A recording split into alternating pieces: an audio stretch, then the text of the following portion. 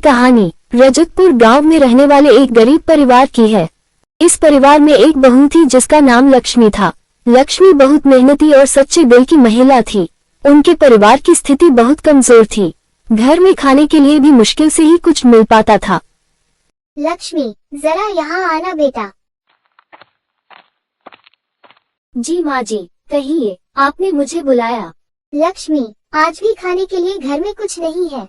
आज क्या बनेगा बेटा? लक्ष्मी थोड़ी देर सोचती है और फिर कहती है, माँ जी, आप चिंता न करें, कुछ न कुछ इंतजाम हो जाएगा। लक्ष्मी अपने बगीचे में जाती है, जहाँ पर उसने कुछ समय पहले टमाटर के पौधे लगाए थे, और लक्ष्मी मन ही मन सोचती है, अच्छा हुआ मैंने ये टमाटर के पौधे लगा दिए थे। अब मेरे पास बस टमाटर और कुछ मसाले हैं, जिससे मैं अपने परिवार के लिए कुछ बना सकती हूँ। लक्ष्मी टमाटर लेकर रसोई में जाती है और कुछ सामान इकट्ठा करती है। अगर मैं इन टमाटर के साथ बेसन मिलाकर पकौड़े बना दूं, तो शायद माँ जी और बच्चों को पसंद आए। लक्ष्मी जल्दी से टमाटर को काटती है, बेसन में मसाले मिलाती है और टमाटर को बेसन में लपेटकर तेल में डाल देती है। थोड़ी देर में पकौड़े तैयार हो जाते हैं और पूरे घर में खुशबू ही खुशबू हो जाती है। लीजिए माँ जी, आज मैंने टमाटर के पकौड़े बनाए हैं, जरा खाकर तो बताए कैसे बने हैं। आओ बच्चों, तुम कैसे खड़े हो, तुम भी तो पकौड़े खाकर बताओ कैसे बने हैं। वाह बहू वाह, आज तो तुमने कमाल कर दिया। बहुत ही ज्यादा स्वादिष्ट टमाटर के पकौड़े बनाए हैं तुमने। मेरा तो दिल कर रहा है कि बस मैं खाती ही जाओ। शुक्रिया माँ जी, मुझे खुशी हुई कि आपको और बच्चों को टमाटर के पकौड़े पसंद आए। आज तो मौसम भी बहुत अच्छा लग रहा है, ऐसा लग रहा है बारिश होने वाली है। चलो अंदर बैठकर पकौड़ों का आनंद लेते हैं। चलो बच्चों, किशोर भी अभी तक घर नहीं आया। लगता है आज बारिश में भीगता हुआ आएगा मेरा बच्चा। अरे वाह किशोर भाई, ऐसा लगता है आज बारिश होने वाली है। देखो तो मौसम कितना सुहाना हो रहा है। हाँ भाई, मौसम तो बहुत अच्छा हो रहा है, लेकिन अगर हमने जल्दी से काम खत्म नहीं करा तो हमें बारिश में भीगते हुए घर वापस लौटना पड़ेगा। लो अब पकड़ो इसको। सब लोग जल्दी से काम निपटा कर अपने अपने घर की ओर चल देते हैं। ऐसे मौसम में गर्मा गर्म पकोड़े खाने में कितना आनंद आता है, लेकिन हम गरीबों की किस्मत में यह आनंद कहाँ। हमें तो एक वक्त की रोटी मिल जाए, वही बहुत बड़ी बात होती है। पता नहीं आज घर पर कुछ बना होगा या नहीं।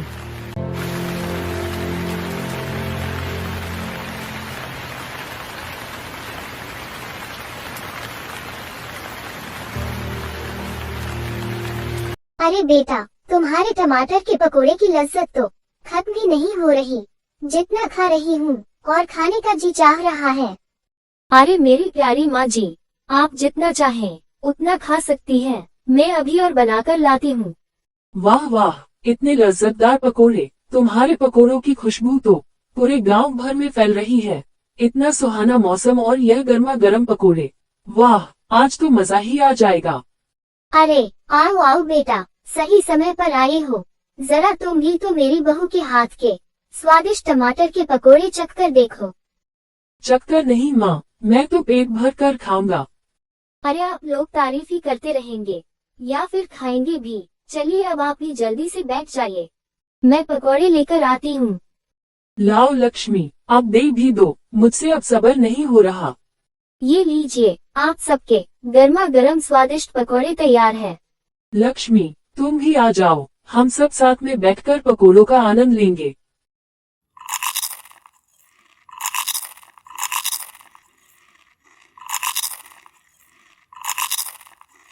टमाटर के पकोड़े तो वाकई बहुत स्वादिष्ट बनाए हैं तुमने लक्ष्मी। राजू और पिंकी के पापा, मैं सोच रही थी जब तक आपका कोई अच्छा काम नहीं लग जाता तब तक मैं ये पकोड़े बेचने का काम कर लेती हूँ। 4 पैसे आएंगे तो घर चलाने में हमें आसानी होगी, और कल को राजू और पिंकी भी बड़े होंगे तो उनके लिए भी हमें कुछ सोचना पड़ेगा। तुम सही कह रही हो लक्ष्मी, लेकिन तुम परेशान मत हो, मैं कल तक जरूर कोई अच्छा काम ढूंढ लूंगा। तुम्हें ये सब करने की जरूरत नहीं पड़ेगी, और जब तक राजू और पिंकी बड़े होंगे तब तक हमारे हालात जरूर सुधर जाएंगे, तुम देखना लक्ष्मी। सब लोग रात को पकोड़े खाकर और थक हार कर सो जाते हैं और सुबह सवेरे उठकर अपने अपने कामों पर लग जाते हैं। बेटा संभल कर जाना, सड़कें अभी गीली होंगी। माँ आप चिंता न करें, मैं संभल कर जाऊंगा। सब लोग रोजाना की तरह काम पर जा रहे थे, तभी अचानक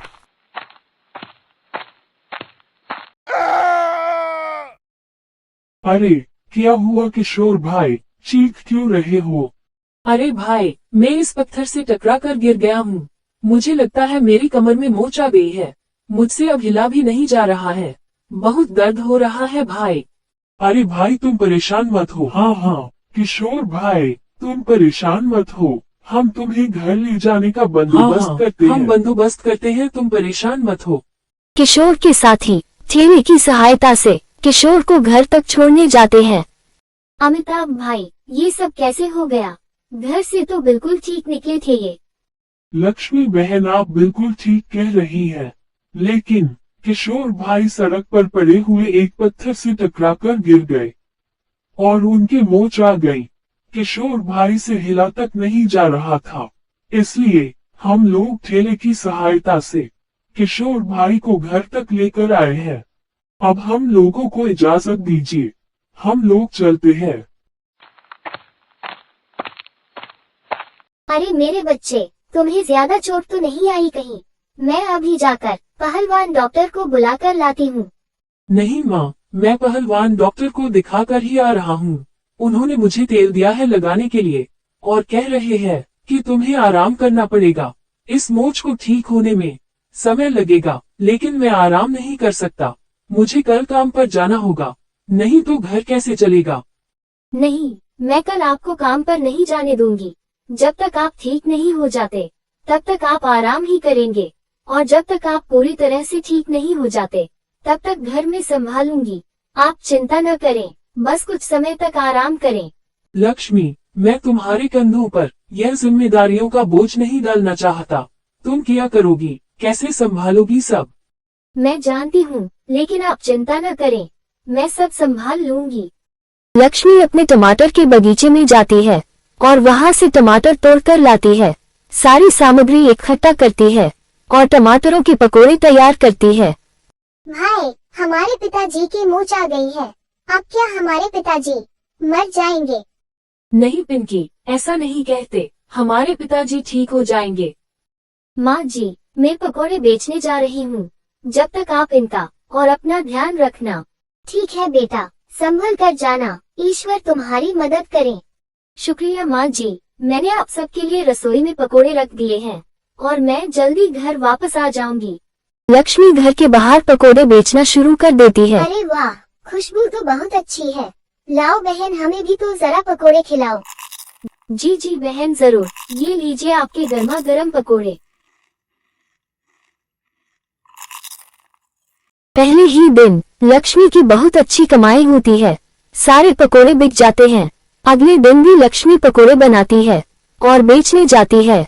अगले दिन भी लक्ष्मी के सारे पकोड़े बिक जाते हैं और देखते ही देखते लक्ष्मी के पास बहुत पैसे इकट्ठे हो जाते हैं। देखिए माँ जी, अब हमारे पास काफी ज्यादा पैसे इकट्ठे हो गए हैं। अब हम अपनी पकोड़ों की दुकान खोल सकते हैं। लक्ष्मी अपने पकोड़ों की दुकान खोल देती है और किशोर भी ठीक हो जाता है। वो दोनों मिलकर दुकान को बहुत अच्छी तरह चलाते हैं। उनके टमाटर के पकोड़े इतने मशहूर हो जाते हैं कि वो ऑनलाइन पकोड़ों का बिजनेस भी शुरू कर देते हैं और उनकी आर्थिक स्थिति भी बहुत सुधर जाती है। इस कहानी से हमें यही सीख मिलती है कि भले ही हमारे पास कुछ न हो, लेकिन हिम्मत और दिमाग से हर समस्या का हल निकल सकता है।